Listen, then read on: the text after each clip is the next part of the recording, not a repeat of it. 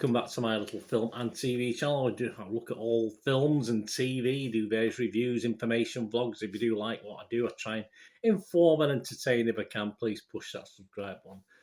Tell your friends, spread the word. That'd be fantastic. Please push the bell notification. These vlogs are coming out.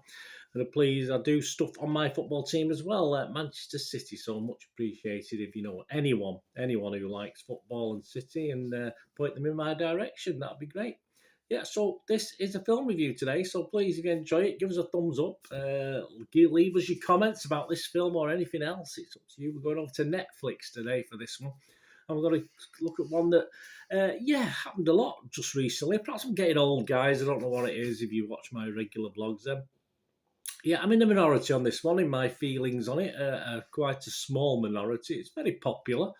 I can see why it's popular, but it just didn't work for me, this particular film. Certainly when it's making links to things like Hitchcock films. Yeah, I did perhaps I expected a little bit more from it when the word Hitchcock was muted, but there you go. So we're going to look at Do Revenge today. This is a 15 certificate, 118 minutes, a coming-of-age comedy film. Didn't quite get the comedy that much in this one. Directed by Jennifer Katin Robinson, who co-wrote the screenplay alongside a Celeste Ballard. That's a good name, Celeste.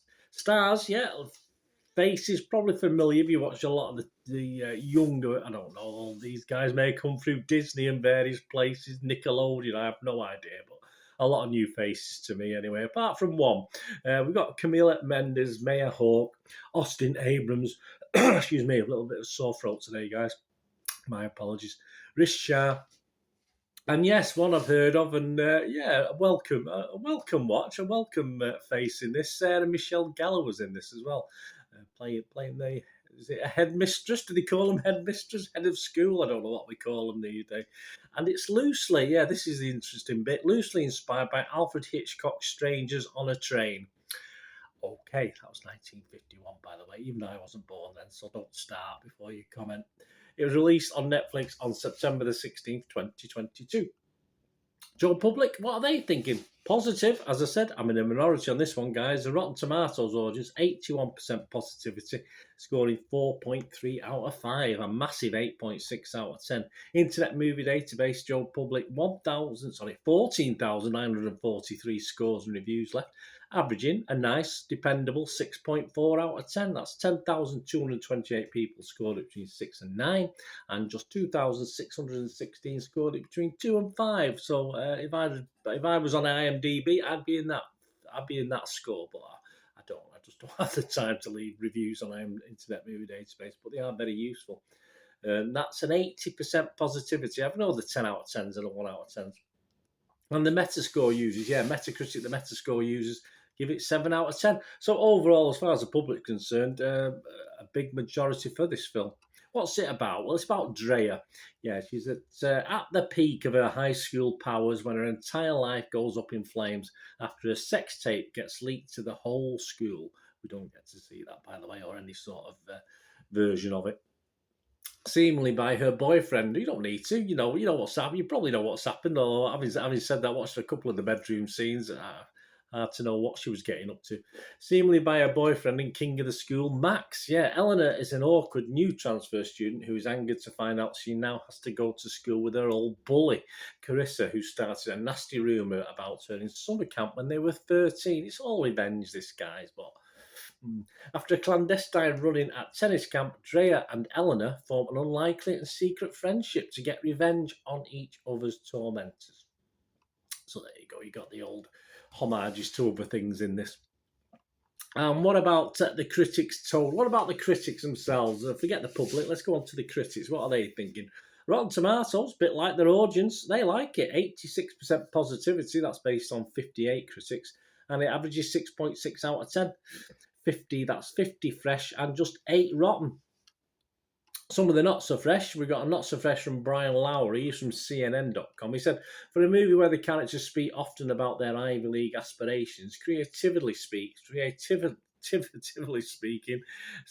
it lands more in the safety school category. Yeah, I'm more with Brian on this. I agree with this. So many unlikable, up themselves characters. No one ever seems to really get what they deserve for me. long and ultimately unsatisfying for me from having to put up with some of these characters, which as I said, just didn't appeal one iota in any way. There was no redeemable factors about any of them for me. Matt Zollert cites, he's fresh though, he's from RogerEbbett.com. He said, the film manages to blend all of its influences into a distinctive movie that is fully committed to its vision of high school as a handsomely consumed, art-directed snake pit filled with sadists who get off on their people's pain and embarrassment. Well, I'd have to agree with that. I don't disagree with that. But I say that was a positive review. Is that a good thing? Probably not for me. Adam Graham, he was also fresh, Detroit News. He said, this is a movie that knows the buttons it's pushing. It sort of push my buttons in the wrong way, and it mashes them hard. In short, revenge is sweet. Yeah, revenge is pretty weak. And what happens if you dislike the characters getting the revenge? Does it really work? Didn't work for me. Do Revenge could have used a bit more bite, but Maya Hawke and Camila Mendes make this a sweet dish best served to viewers who understand the high school can be hell. That's the critics' consensus. Yeah, I mean, nothing like. Again, it's a US high school. Whether it's anything like real life and anything, certainly nothing like the high school I went to a long, long time ago. But hey, perhaps things have changed. They probably have in this age of glitz and celebrity, haven't they? On Metacritic, the film's got a weighted average of 66 out of 100, so again, very good, based on just 16 critics, so 10 positive and 6 mixed. So yeah, I'm a bit mixed or less me on this one. And it scored anywhere between 50 and 83 out of 100. Chicago Sun-Times' Richard Rupert, who I have a lot of respect for, gave it 50. Yeah, so yeah, not far off to what I'm thinking. He said, this is a slick-looking film with a gorgeous cast and a sprinkling of funny one-liners. I probably missed them.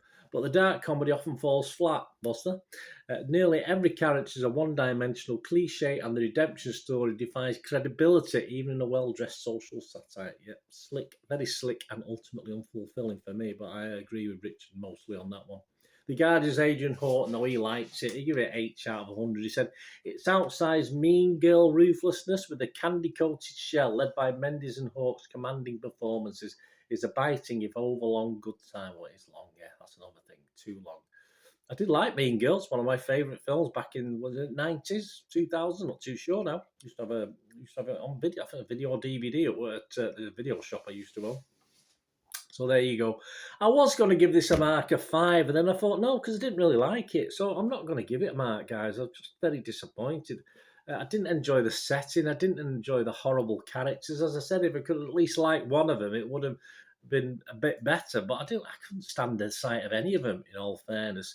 The comedy element, dark or not, was non-existent.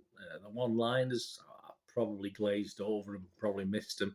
It was acted really. Don't get me wrong. There's some good leads in it, some good young actors in this.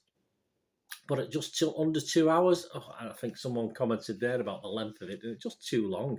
Perhaps a 4-episode miniseries would have stood up a little bit better for me and got a mark if it had been that. But as a one-off, almost 2-hour watch, it just wore me down very quickly and never perked me up. In fairness, it isn't for me. I accept. I'm in a smallish minority based on what I've seen.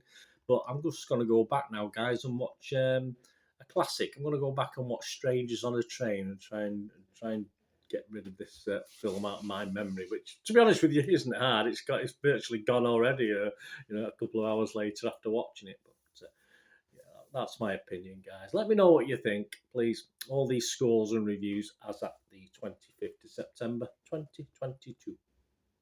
Let me know what you think. As I say, not for me. Perhaps I'm getting too old, and I do like a lot of young. Don't get me wrong. I don't watch these for the sake of it, just to pull them apart. I do watch films, from kids' films up to grown up films of various ages, from the team. So it's just something I didn't enjoy. This I do. There's a lot out there of the similar sort of, if you like, set in high school that I do enjoy that are made these days. So this was a bit disappointing and horrible for me. Just a horrible watch. To see all these horrible people on screen, very, very bad. Even the guys who were put on, even the guys who were being picked on, I couldn't invest in either. I just thought they were horrible anyway, so they probably deserved it, but obviously all for the wrong reasons.